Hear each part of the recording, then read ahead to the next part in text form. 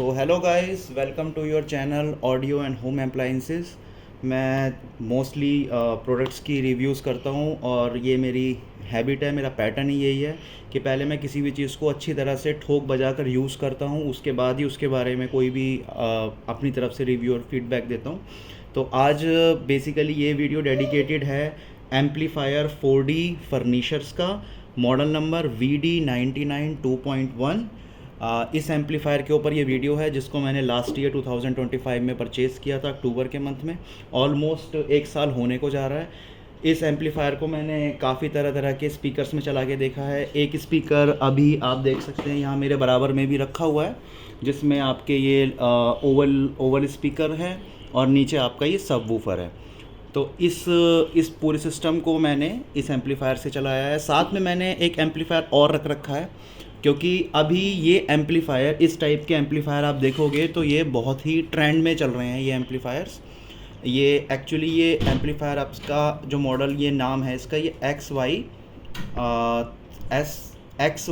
S350H है, जिसकी power है 220 वॉट पर चैनल प्लस 350 वॉट सब वूफर। ये डायरेक्टली तो चलता नहीं है, ये डीसी एम्पलीफायर होते हैं। इनके कॉन्फ़िगरेशंस इसके पीछे लिखे हुए हैं। इसको चलाने के लिए बेसिकली आपको जो है क्या, आपको ये चाहिए होगी पावर सप्लाई, जो लिखा हुआ है DC 12 से 38 12 to 38 वॉट का आपको एम्पियर, मतलब वो SMPS चाहिए होगा, जो 12 से 38 वॉट निकाले और 10 एम्पियर या 10 से ज़्यादा एम्पियर मिनिमम निकाले। और बाकी इसमें इसका ब्लूटूथ वर्जन है और इसकी ऑडियो आउटपुट है, ये ब्लूटूथ कनेक्टिविटी है, ऑक्स कनेक्टिविटी है, USB से कनेक्टिवेट है।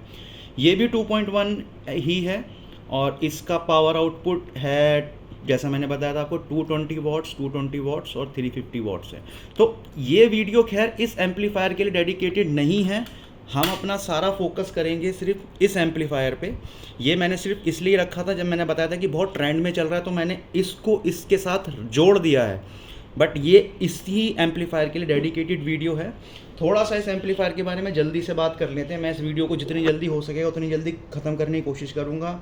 ये वीडियो स्किपेबल नहीं है, आपको स्किप करने की कोई ज़रूरत नहीं है। इस वीडियो को मैं हर एक पॉइंट बहुत ही जल्दी और जितना बेटर वे में, सिंपल लैंग्वेज में हो सकेगा मैं समझाने की कोशिश करूँगा। इस एम्पलीफायर में और इस एम्पलीफायर में मैं आपको एक डिफरेंस समझाने की कोशिश करता हूँ। ये है आपका सब वूफर का वॉल्यूम, ठीक है। इसको मैं इसके ऊपर ही रख देता हूँ यहाँ पे, ताकि ये थोड़ा इजी हो जाए आप समझने में। ये है सब वूफर का वॉल्यूम, ये है सब वूफर का वॉल्यूम, ये है सब वूफर की फ्रीक्वेंसी या गेन कह लो, ये भी सेम है सब वूफर की फ्रीक्वेंसी या गेन कह लो। ये है आपका वॉल्यूम, बेसिकली एक ही वॉल्यूम है। इसमें आपके दो वॉल्यूम है, एक मास्टर वॉल्यूम है और एक छोटा, ये आपका वॉल्यूम है स्पीकर्स का वॉल्यूम। ये आपका ट्रेबल है और ये आपका बेस है। इसमें आपका ये बेस है, ये ट्रेबल है और बैलेंसिंग एडिशनल है, ये वॉल्यूम आपका एडिशनल है।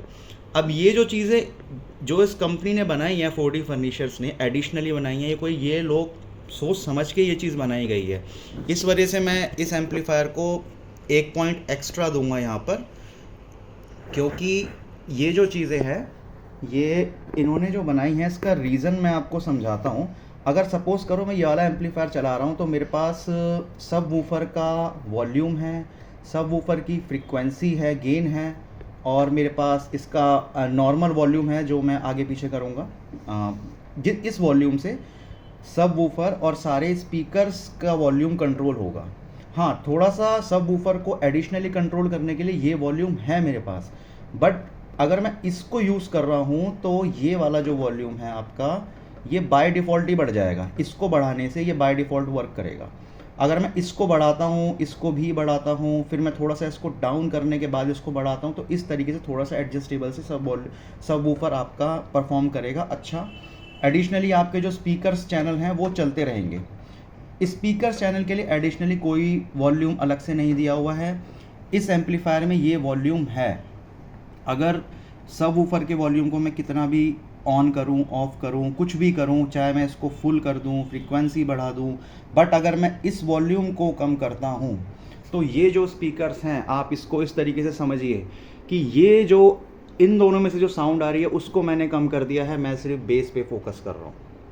तो ये एक एडिशनल इसमें पॉइंट है, इसको आप अपने हिसाब से कम ज़्यादा कर सकते हो, इसके बेस को अपने हिसाब से कम ज़्यादा कर सकते हो। इसमें ऐसा नहीं है, इसमें सिर्फ बेस है बट वॉल्यूम अगर आप करते हो तो वो सब पर ही काम करेगा। ये थोड़ा सा पॉइंट सोचने वाला है। और इसमें मास्टर वॉल्यूम है, ये इसलिए इसको, ये क्या है, ये इस पर भी काम करता है और इस वॉल्यूम पर भी काम करता है। अब जल्दी से मैं इस एम्पलीफायर के बारे में आपको इसके पॉजिटिव और इसके नेगेटिव पॉइंट बताता हूँ, जिससे आप ये इसको जल्दी से जज करें, आप कर पाएँ कि आपको ये एम्पलीफायर लेना चाहिए, इस टाइप के एम्पलीफायर के लिए जाना चाहिए या और कौन से एम्पलीफायर के लिए जाना चाहिए। तो वो अब मैं आपको जल्दी से बताता हूँ। ऑलराइट गाइस, तो ये मैंने बोर्ड लिया है ताकि आपको अच्छे से मैं इसको समझा सकूं। तो फटाफट से मैं यहाँ पे एक तो लिख देता हूँ आपका 4D फर्नीचर्स, ये है आपकी कंपनी, मॉडल है VD99 2.1। किसी भी एम्पलीफायर को 2.1 इसलिए कहा जाता है कि उसके 2 चैनल और एक सबवूफर होता है। उसके बाद इसकी जो आपकी 100 वॉट पर चैनल, टोटल 300 वॉट, और you can say RMS। For your confusion मैं बता दूं कि वॉट एम्पलीफायर की और RMS ऑलमोस्ट सेम ही चीज़ होती है। किसी भी स्पीकर पे जो वॉट लिखी है, RMS लिखी है, वो आप यहाँ से मैच करवा सकते हैं। तो ये हो गया। और इसके बाद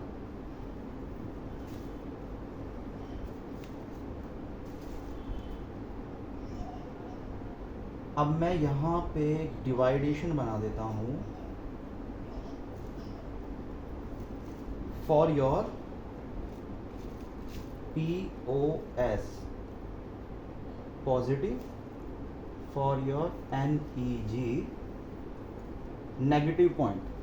ये एम्पलीफायर मैंने यहाँ पे रख दिया है। अगर आप कैमरे में कवर हो रहा है, नहीं हो रहा है, खैर मैंने रख दिया है, उसको बाद में भी समझ लेंगे एम्पलीफायर।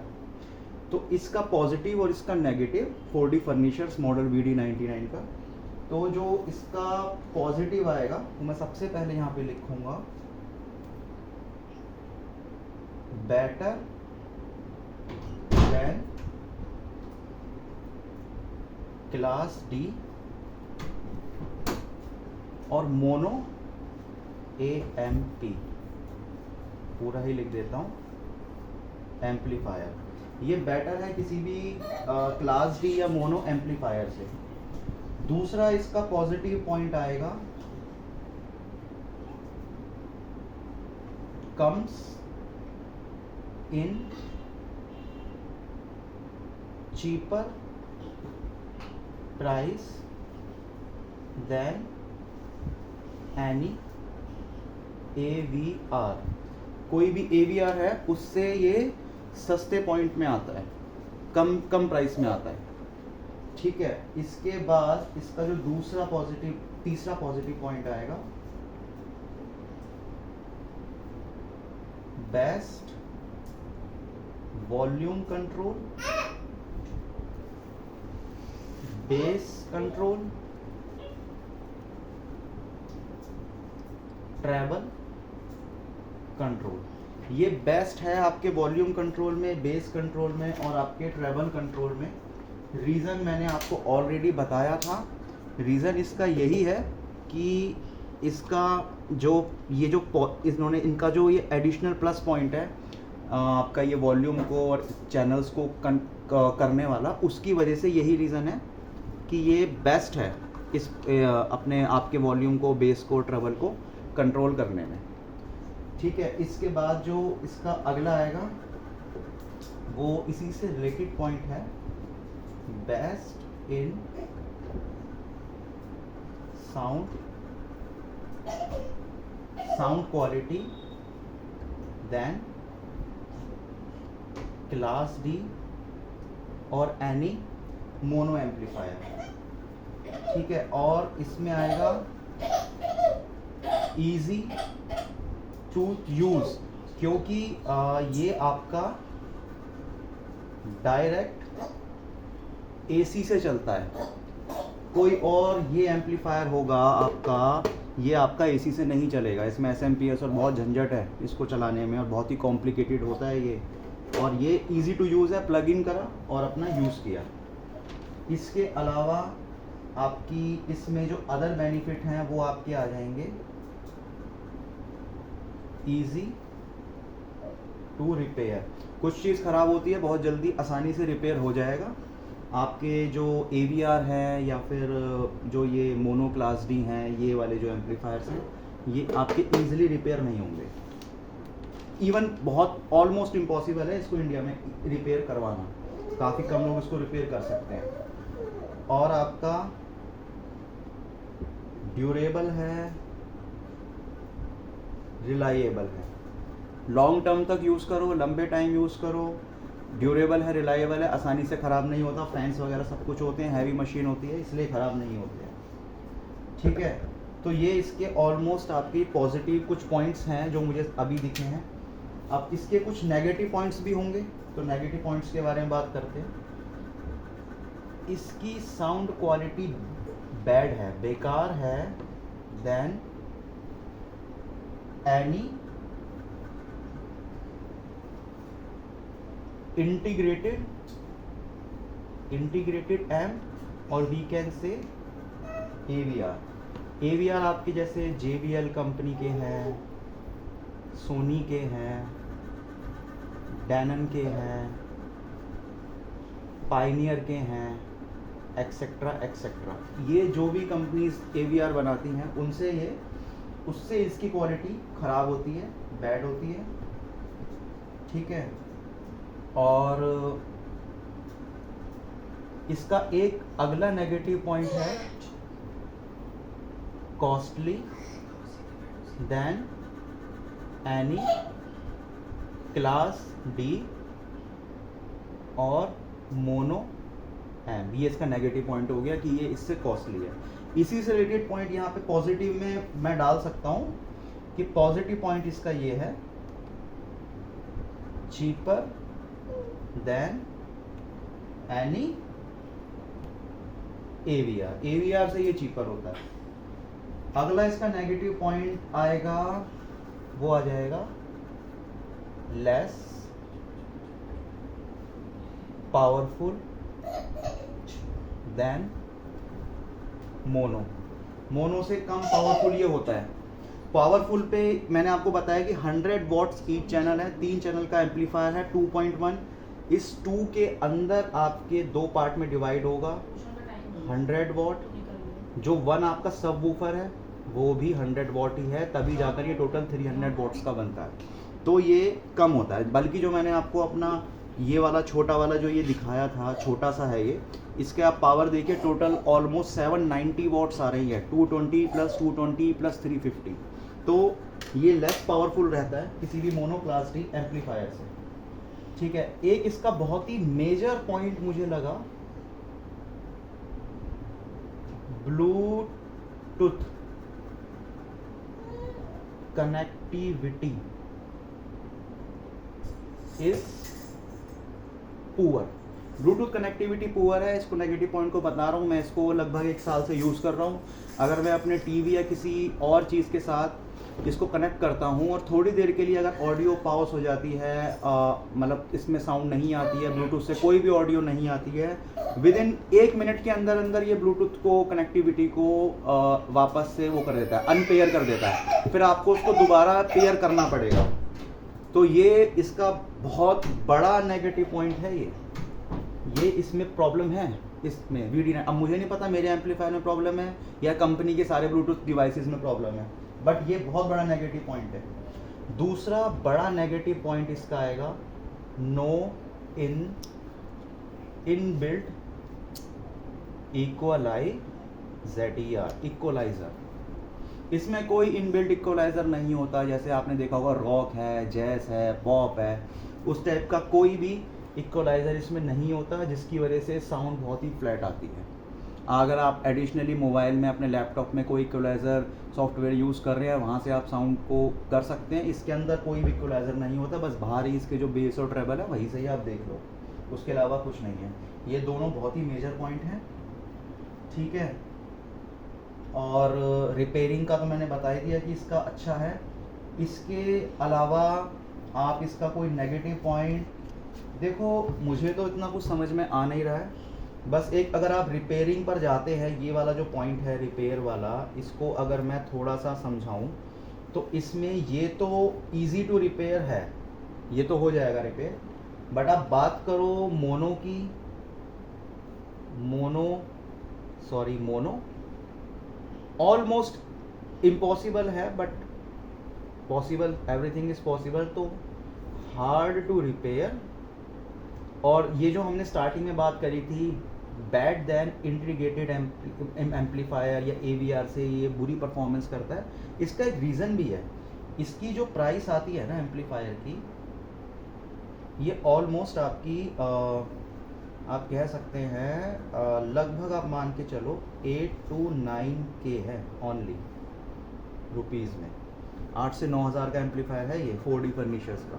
आपके मोनो, और आप यहाँ पे अगर मैं पकड़ लूँ किसी AVR को, तो AVR आपके लगभग 20K से स्टार्ट होकर फिर इनका ऑलमोस्ट 1 लाख तक भी वो जा सकते हैं, और जाते ही है। मारांस का एम्पलीफायर देख लो, वो 1 लाख रुपए का है। और आप इससे बड़े बॉस पे जाओगे, जितने आप और अच्छे ब्रांड पे जाओगे, उनके AVR और बड़े बड़े हैं 5.2 7.2। तो इस तरीके से कंपैरिजन तो देखो बहुत ख़राब है ये बात। मतलब आप ये देखिए, कोई चीज़ 25-30 हज़ार की है, कोई चीज़ अंडर 10,000 की है, तो परफॉर्मेंस तो उसकी थोड़ी सी डाउन जाएगी। बट फिर भी अब आप मोनो पे आ जाओ, तो मोनो जो है, मोनो का प्राइस आपका देखो ज़्यादा तो नहीं है, बट ये 3 से 4 हज़ार से स्टार्ट हो जाते हैं।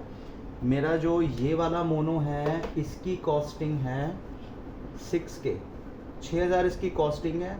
प्लस इसको चलाने के लिए जो SMPS चाहिए, उसकी कॉस्टिंग मेरी जो है, मेरे पास जो है वो 2.5K का है।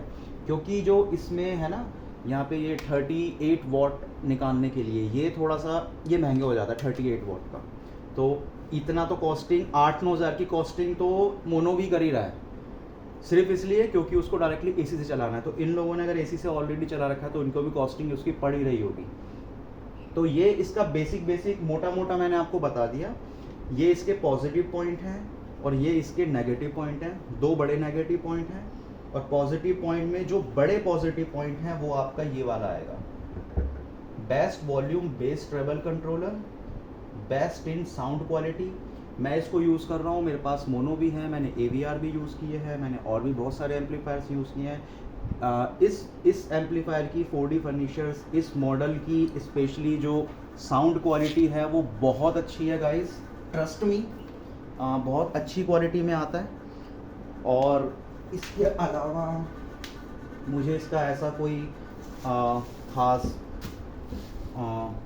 मुझे समझ नहीं आ रहा है।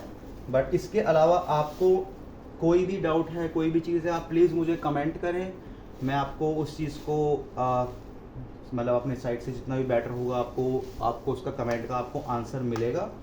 तो ये टोटल मेरा कंक्लूज़न था इस एम्पलीफायर के लिए। और मैं लास्ट में आपको ये ज़रूर बोलूँगा कि अगर आपको अभी भी कोई डाउट है कि आपको ये इस टाइप के एम्पलीफायर लेने चाहिए, छोटे हैं, इजी है, गाइस ये बिल्कुल भी छोटे नहीं है। इसके साथ SMPS आता है, बहुत हैवी होता है, उसकी कनेक्टिविटी बहुत मुश्किल हो जाती है। थोड़ा ध्यान से आप इस पॉइंट को देखिए एक बार इसको, तो आप इस चीज़ को देखिए कि ना, ये जो है इसका जो आपका ये वाला पॉइंट है, इसमें ये बहुत छोटे छोटे हैं। यहाँ पे आपको बोर्ड खोलना पड़ेगा, ये लगाना पड़ेगा, ये इतना आसान नहीं होता है, बहुत ही सेंसिटिव पार्ट है इसकी कनेक्शन देना, वो देना। फिर इसमें और भी कुछ नहीं है। हाँ, एक पॉइंट मुझे सडनली इसका एक याद आ गया, बहुत अच्छा पॉइंट है, जो इसका पॉजिटिव पॉइंट जाएगा 4D फर्नीचर्स का। जस्ट अ मिनट, वो आप इसका एक पॉजिटिव पॉइंट जाएगा,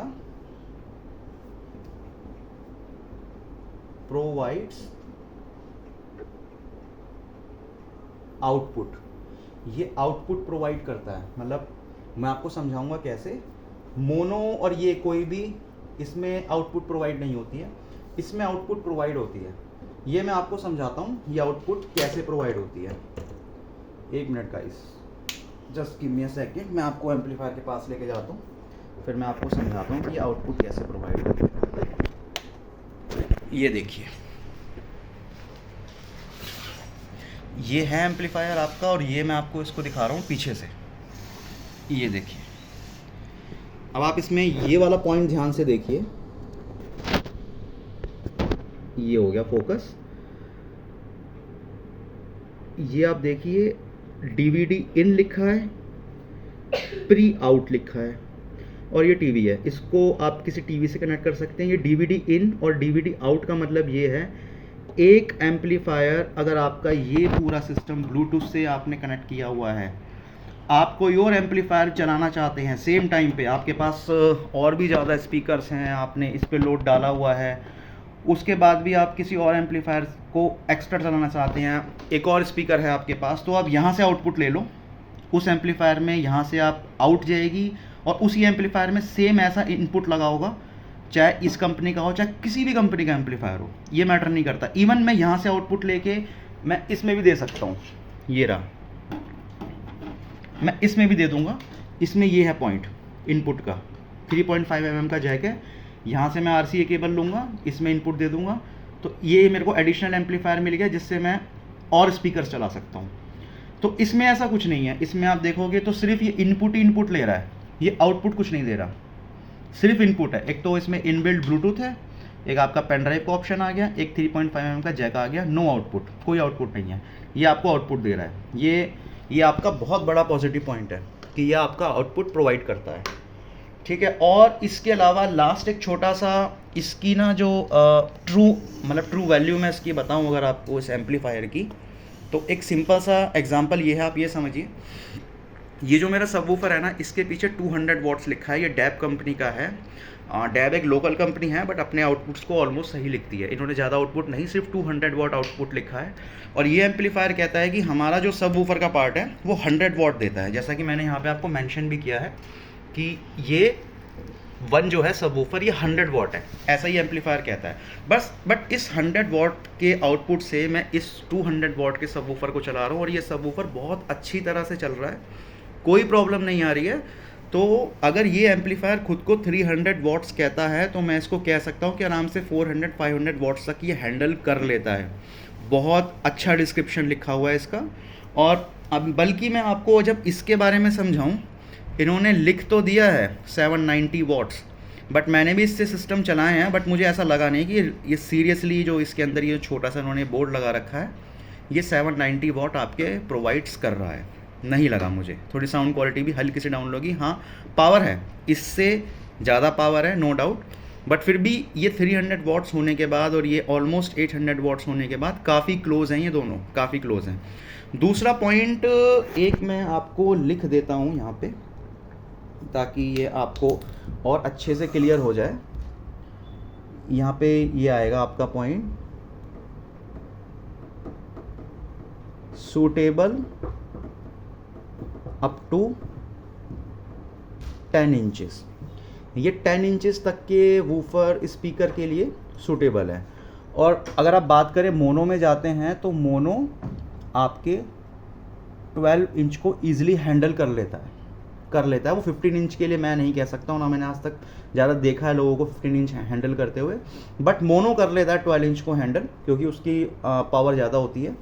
ये आपका 10 इंच तक के लिए सूटेबल है, 12 इंच पे नहीं, उतना मज़ा नहीं आता, वो 100 वॉट उतना पावर आपका जनरेट नहीं कर पाएगा। दूसरी बात यह है कि अगर आपके मन में 1% भी ये आ रहा है कि इस एम्पलीफायर को चला कर तो दिखा दो, उसकी साउंड तो चला कर दिखा दो, तो मैं डिस्क्रिप्शन में लिंक डाल रहा हूँ, मैंने इससे पहले 2 वीडियोज़ बनाई हुई हैं, आप वहाँ पर जाकर प्लीज़ चेक करें और आपको दिखेगा कि ये इसकी पावर कितनी है।